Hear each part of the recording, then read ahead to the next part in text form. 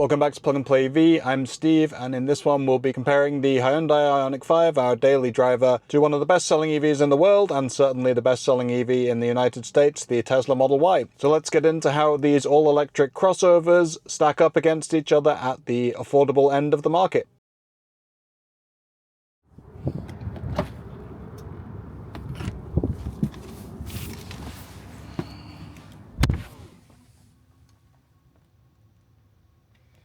So anyone who's followed the channel for a while will know that our in-laws are heavily into their Tesla Fold. They started with a 2018 Tesla Model 3, way back when those were just rolling off the line. Stuck with that for a while before it had an accident and got totaled, and then moved on to a Tesla Model Y, which is better for them in terms of seating position, access and entry, that kind of thing, and also some more space for the dogs in the back. They have two golden retrievers, so obviously a lot better to have the hatch for them, big more space with the seats down to get them in, have the height of the vehicle, all that good stuff. But we're in the IONIQ 5 camp. That's where we've laid our hat for the last few years. So I thought it'd be interesting to compare these two. The Model Y is the direct competitor, the go-to $40,000 plus crossover electric SUV with the practical space of the hatch, all that good stuff that is going head-to-head with the likes of the Kia EV6, Hyundai IONIQ 5, Ford Mustang Mach-E, Volkswagen ID.4, increasingly a crowded space in that $40,000 to $50,000 compact SUV kind of shape, has become the mainstream leader for the North American market. So important to take a look at this car,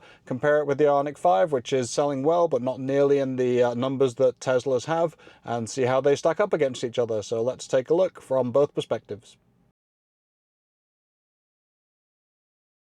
Night and day compared to Hyundai Group EVs. I include in that the Genesis, which has the more luxury feel and certainly has more high-resolution graphics than a Hyundai or Kia, but still, it's just the execution of the software this is everything for Tesla. This is where they control everything in the vehicle. You're missing the driver's information cluster, which I'll get on to later on. But as a pure play in the center console, having everything you need, the UI is a focus for Tesla, of course, and this is where you'll find everything about the vehicle.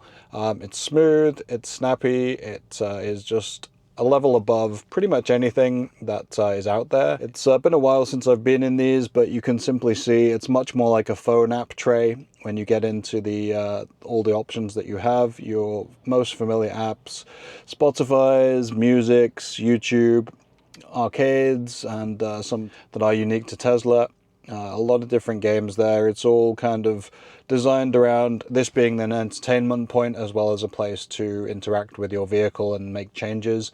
So it's really hard to say much other than Tesla wins here almost every time. The lack of a driver's information cluster is a downer for me, just in a pure driving experience sense, but everything else that you need is in here. You can really dive into everything. Essentially what we're talking about here is Hyundai and the IONIQ 5 on the older system. It has been updated more recently to a new UI. The Hyundai system that we're driving with is a few years old now, and it's just not a particularly pleasing experience. It's competent. It will do your maps and routing. It has now improved with some upgrades over the years, so you do have route planning for EVs, telling you what states of charge to get up to. But when you're talking about a Tesla, it's literally going to do all the work for you. So in terms of cabin comfort, plenty of legroom. We do have this raised central area, which in the IONIQ 5 is kind of open, which I always like in an EV, but again, like in the IONIQ 6 that we recently were in, it's not something that really starts hitting your legs. It's a more defined cockpit, but it's not really a problem, and you do have room to stretch out, so no problems with that, although my preference is for an open space when we can have it. Again, the biggest difference right here is going to be the big open space in front of you. Some people love that. The minimalism is something that a lot of Tesla owners cite as nothing to really distract you. I don't find it distracting. I like, as I said, the driver's information cluster being there. And then this is a big old screen in the center here. And that's okay for a lot of things. For entertainment, obviously excellent. For gaming, really going to enjoy that. Gives you a lot of real estate, so they can start to scythe off the different sections. So you have a lot of real estate here for the 2/3 of the screen that's changing your different settings in all of these submenus, of which there are tens. If you are into that kind of minimalism and having a large display in the center, something like that, something like the Ford Mustang Mach-E, although that does have a driver's cluster as well, that's where you're going to get some of your benefits from it. So you've got your wireless chargers, which are really neatly integrated, dual zone there, so you can have two phones on at the same time. Don't know how well those will charge, but I'm at 78% right now, so we can tell over the next few minutes. Usual retractable storage there, goes pretty deep down into the hole, and that's illuminated, so that's nice. Good action on that coming back. Once upon a time that was magnetic and was quite finicky, but kind of an open up and down thing in the Model 3 at least, but this is nice action, nice space to put a lot of different pieces. Dual cup holders, no adjustability there, but you do get the two of them. And then a decent sized cubby right here for things you want to hide out of sight. It goes all the way to kind of this area, so it's decent, not huge, but enough to get different things you want to keep out of sight. Down into there. Then your armrest is pretty much where it should be. There's just enough space to kind of give you the full arm, but then have this hang out loose, or you can bring it further back. In the IONIQ 5, in our version of it at least, you have the adjustable center console, so you can actually really maximize this space, slide it back for a lot more space up here if you want bags down the center, something that you want to have easy access to. We have the tux mats, which have a little bit of a lip and give you a little division, but that could be the downside of having the big open space, although it's easy to slide across as a individual if you want to get out the other side, or it's a good space to have that flexibility to store something. It does also mean that anything that is in the passenger footwell could potentially pop over onto the driver's side in an unwanted way. On the passenger side, again, same, lots of space there. You really can go a long way down there. There's a big open space because this is quite high, so you get a lot of room as the passenger to really kind of shift your legs around, or if you wanted to have a pet down there for even a medium-sized dog, that could be quite a good spot to rest in if it's in dog mode, which is another feature we should touch upon. I guess that's more for the camping section, but certainly this is a comparable vehicle for car camping to the IONIQ 5. Nicer way to integrate stuff here. It's something that will put on the air conditioning, put it in a lower power state, and only use the essential things to keep the cabin conditioned. Good for dogs, obviously, but also good if you're sleeping in the vehicle. Set that into camp mode. There's a different version of that, and you have different options to just keep power on and have everything you need without running the battery quite as dry as it would have done otherwise. You know, gives you, it's just something that's more well thought out in the Tesla than it has been in the IONIQ 5, which is really nice to have it, but you know, you don't have any of those extra features to say someone's looking in, worried about the dog, that it's all safe and sound. Certainly the wireless charging is much better on this version. It has moved a little bit in the later IONIQ 5, so you'll get a better place, but in the IONIQ 5 that we have, it's really buried down. It's just so far down that it kind of gets buried under stuff that you use in the center section. So not my favorite place for that, and it's not really powerful enough to do anything that useful anyway. In the IONIQ 5, that is. So kind of okay materials, nothing too fancy, but this is you know, a lower kind of affordable entry-level model, so that's what you would expect. Nice kind of Alcantara-like finish on there. And obviously I have to, again, you can't really open that, you have to go up here, so there's no simple button to just go and open it. I have to dive into a menu, which again, if you were, you know, familiar with this vehicle and it was your daily, you'd be able to find this no problem, but now I'm searching through menus to find glove box, which is fine. Again, there it is. You've got not quite as much space as in the IONIQ 5, in fact that's quite skinny. That's really just talking about the you know, trade-off there. It's not as deep, and it's not as it's probably as wide, but there's not as deep and not as much space to store, but then you do have all this extra legroom down here, so that's pleasant. I would probably go with that rather than having the space in the glove box. You can find somewhere else to put your manuals and your books But down here, having the extra leg room for the passenger, I think is what I would go for. So definitely a win for the Model Y on that. Let's see how this got me up to 81% in just a few minutes. So actually not bad. I don't know if it would have overheating problems, but that is certainly better than the IONIQ 5 wireless charger that we have. You've got the space for quite a large water bottle. Don't know if that will fit right here. It's a little bit, you can see that is where these kind of lack a little bit. That's not going all the way down, although it is secure, but it's not going to fit a large cup or a large water bottle, but you do have these spaces down there where it will fit. These are good seats. They're quite firm sitting in it. It's you know, going to keep you in there with the bolsters. It's not necessarily the most plush material, but definitely will keep you in the seat. It's got nice warming, so these are both heated, not cooled, which the IONIQ 5 does offer, at least in the trim level we have. But overall, it's perfectly nice up here. This is a comfortable seat. The driving position is good. The having everything in the center console, as we've discussed, is good in some ways, bad in others. It really depends on your preference. If you don't really care about the driver's cluster, then this is just a nice system to go with, but it does make everything here. So if you're used to a more traditional vehicle, then the IONIQ 5 is going to have more of those buttons and familiar pieces that you like. If you want something much more software dialed in, then that's where Tesla is exceptional. Daylight, as it was a little bit dark last night, and even in the garage, you maybe couldn't see. You got a good clear fist of headroom here, lots of space. This goes across the cabin, so it'll be equally true in the middle and on the right side behind the passenger seat. And then switching around to legroom, lots down here. Once you move the seat forward, mine was just a little bit further back as I adjusted my first position there, but you can definitely get your feet underneath the seat in front of you, stretch out a little bit that way. You can put them up in a kind of regular, just feet on the floor and not even underneath the seat. Plenty of space there. Cubby there, a little thin, but it's probably a little bit more secure than the netting that you find in the IONIQ 5. Not so loving that, although it does give you a little more flexibility. These are definitely going to hold the things a little more firmly. Your two USB-Cs here, and then lots of space up front. You do have the kind of indent if you're sitting in the middle seat, so that you still get that space. A little bit more cramped in the sense of needing to get your legs together between the two front seats, but you could, if you had smaller legs, spread out a little bit more, and that's perfectly serviceable, definitely for a child. There is no headrest back here in this current format, and then you have to kind of slide this up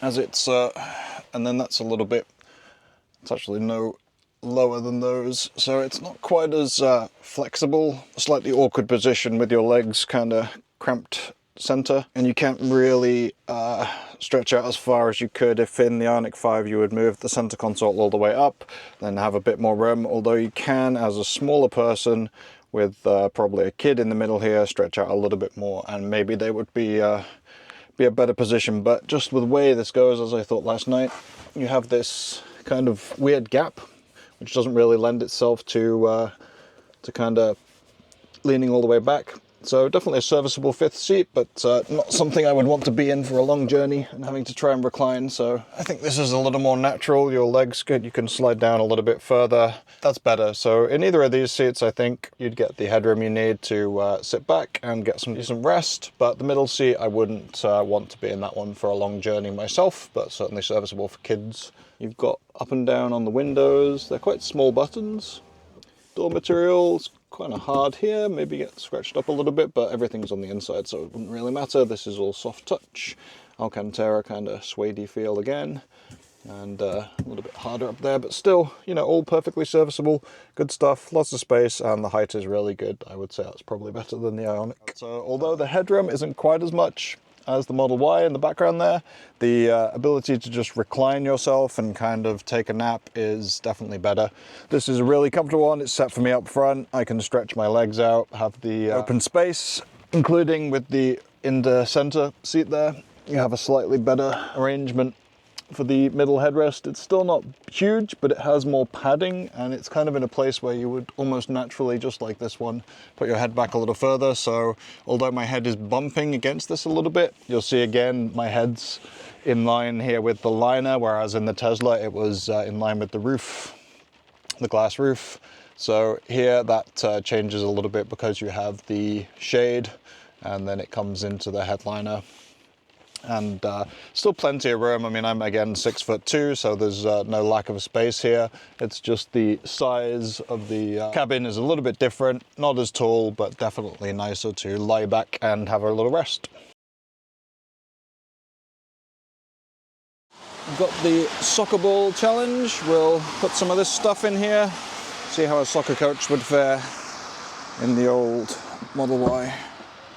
Both automatic powered lift gates. I don't think there's much back here, except the little stuff.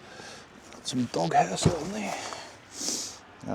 We can use this as our... Usually I'd have a extra kind of small bag, but you can stow that away over there. Then I've got 2 camp seats. Again, that's going to be super easy. Probably pull this one back a little bit. You can slide in behind the balls as they do in the IONIQ. Lots of space, loads and loads of space in here. Slide that up there. It's barely even making a dent in the luggage space. This is where it really comes into its own. I could fit so much more in there. When we did the IONIQ 6, obviously different form factor, you're just about squeezing everything in, then it comes down with a little bit of room for groceries on top. This is huge. You could obviously got these. That's going to go on in another video, but some accessories. You can have this extra bag that's got to be dropped off to donation. I mean, I would really struggle to fill this up. You could get 2, maybe 3 stacked big size suitcases on this. This would be a really good team sports vehicle because you're really getting the space and depth long way back there, all the way, and still having the space up here for any kind of baggage, groceries, whatever. Really doesn't even begin to eat into it. Then you can see down there, I've got some luggage that's already stowed. So this is just huge, and this is clearly the winner by an absolute landslide in terms of luggage space. There's just cubbies galore, tons of space down either side. You can see in the IONIQ 5, even when you lift the false floor, this is kind of hampered by the subwoofer, which eats into some of that space. You do have space down the sides, and that goes back in a kind of horseshoe shape all the way around the back, but that's not really helping in terms of deep storage. You're not going to fit anything like this in the IONIQ 5's false floor. So just night and day in terms of, it's a little bit higher, but also it's really got the advantage in terms of depth as well. Put some of this back, and then we'll look at some of the frunk space as well, which I didn't even begin to touch on. Again, no easy manual release, but it is right there. It knows that you want it, so that'll pop the frunk open. Again, they've got some luggage down here, so you're just finding space after space. For these small short haul bags especially, you know, it's not going to be a big full suitcase, but it's got room for another one in here. So this, for 4 or 5 people traveling, is just exceptional space.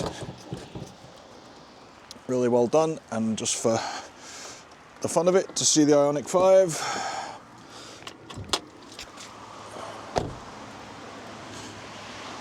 In here, you're only getting the space. Most of it's for stuff that's covered up in the Tesla. And you can fit your cables, it's enough space, but you can see, like, that's got a bag in it in the front in the Tesla, and it's still got space to store all this stuff most likely, and you're not getting any of this stuff. You know, even if you take it out, you're not going to store anything that's really more than a small bag in here. So that's just a different use case, and certainly not as versatile, but the utility of this vehicle in terms of storage space is just a level above this one.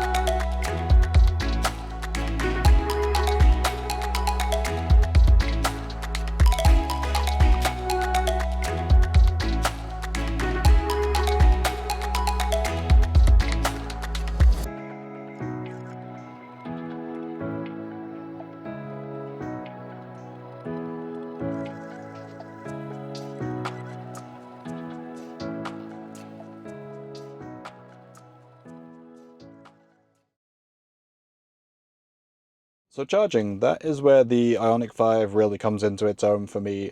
We did pretty much go for the IONIQ 5 over the equivalents like the Mach-E and the Volkswagen ID.4 because it had that new 800 volt architecture that was promising the 10 to 80% in 18 minutes. Now obviously that's dependent upon finding the right hardware. You need that 350 to 400 kilowatt capable charger to max out the IONIQ 5's 240 odd kilowatt max. But the 800 volt really does help, and it's also just not that, it's not just the peak, it's the charge curve in the IONIQ 5, which really goes to work at almost any state of charge. It does have problems in the cold. You really have to heat it up, as with most batteries, to get better performance. But if you're in a good climate location, or if you are in summer travel mode, all that good stuff, then as we've seen on our cross-country trip, it just goes to work time after time after time. You can plug in at 5%, you can plug in at 50%, you're still going to get pretty impressive charge rates at different states of charge. It won't stay there for too long, but it gives you all that power, which is, again, marginally less than the peak of the Model Y and Teslas at this level, which will peak at 250 kilowatts, but the proof is in the charge curve. As I say, you really have to be low state of charge to get that on a Tesla. I'll overlay some charge graphs here just to kind of show why. So you will get 250 kilowatts potentially at a low state of charge, but it'll only last a little bit, then it's really going to start to taper down.